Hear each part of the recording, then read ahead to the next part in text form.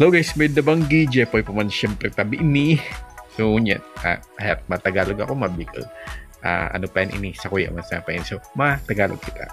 Ngayon pala guys, gagawa ko ng puto bumbong kasi magpapa-order ako. So, ito nga. Gagawin ko muna itong puto bumbong tapos, ayan, minasa ko na and gagantuhin ko na. I-grate ko na. Kasi hindi to yung typical na puto bumbong, yung traditional puto bumbong na ginagamitan ng bamboo tube ba yun? Hindi ko alam kung anong tawag doon. Tapos ini-steam. So sa akin ito, yung mga napapanood ko sa YouTube. So para sa akin nakapagod to pero isaan lang. So ayan. Pag nag-grate na natin to, ayan na. Ito na pala yung nag-grate. Tapos lalagay ko na to sa foil. Tapos tinidor. Form ko ng tinidor. Basta makikita nyo na lang yan. Ang hirap kasing explain.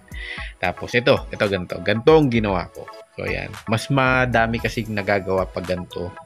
Para isang steam lang. Para hindi maaksaya sa gas. So, ito na after kung may steam, ito na siya. Tapos, tatanggal ko na siya sa foil.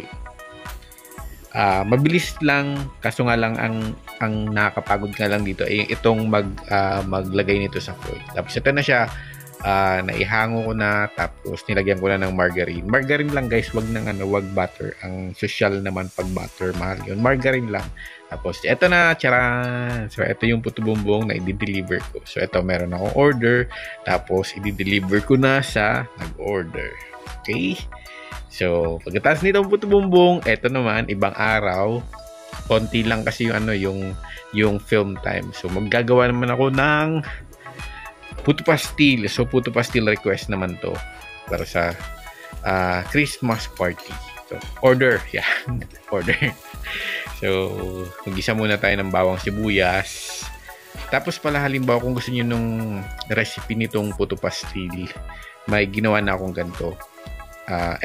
Itong vlog na to. Tapos, ito rin yung link sa baba. Tingnan niyo sa description. Tapos, lagay ko na yung manok, yung shredded manok. Strips na padami pala. Akala ko konti lang yung manok. Ang dami pala. Tapos tinimpla na natin ng Knorr cubes na chicken. Tapos yung broth niya. Yung broth na ginamit natin. Yung pinagpakuluan. Tapos konting oyster sauce. Tapos toyo. Tapos yan mix. I-mix na natin yan na isa. So yan. Tapos pala guys, mas maganda sana kung medyo prito nyo pa to. Pero ayan, kasi mamadali din kasi ako. Pero wala naman akong lakad, pero nagmamadali ako. Mas okay na siya pala guys, pag halimbawa medyo na siya brown.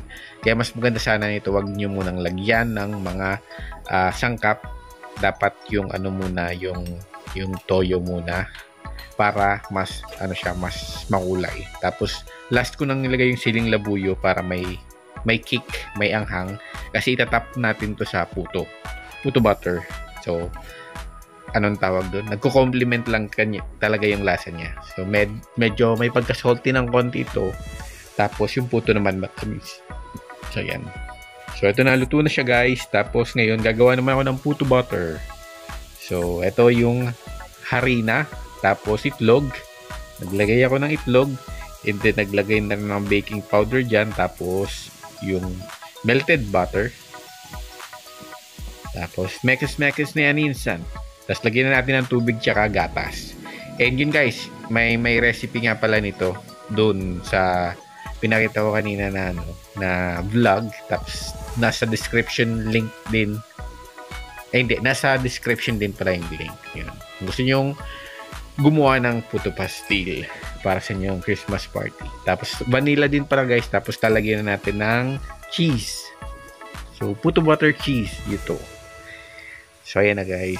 Tapos i-mekos na uli natin siya insan. Lagyan nyo naman ng maraming cheese. Siguro yung isang box na cheese, mga 1/4 nun. Tapos mekos. Tapos lalagyan na natin siya sa puto molder. Tapos i-steam. Tapos charan! Ito na. Diba, bilis. So, ang ganda ng pag-alsa ng natin ng puto.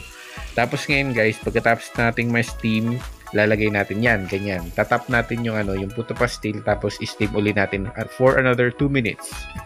So, ganyan guys. So, ito na yung second batch. Mas maganda talaga ito yung tulad niya, yung nagka-crack para may susuksok mo talaga yan. Kasi natatanggal din yan. So, ayan guys.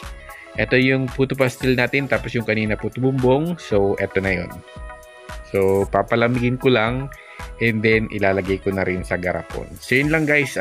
Actually, parang daily vlog lang to eh. Daily vlog na ginawa ko. So, yun lang guys. Thank you so much for watching. And ito na, deliver na. And please don't forget to like, share, and subscribe din. Thank you guys. Bye-bye.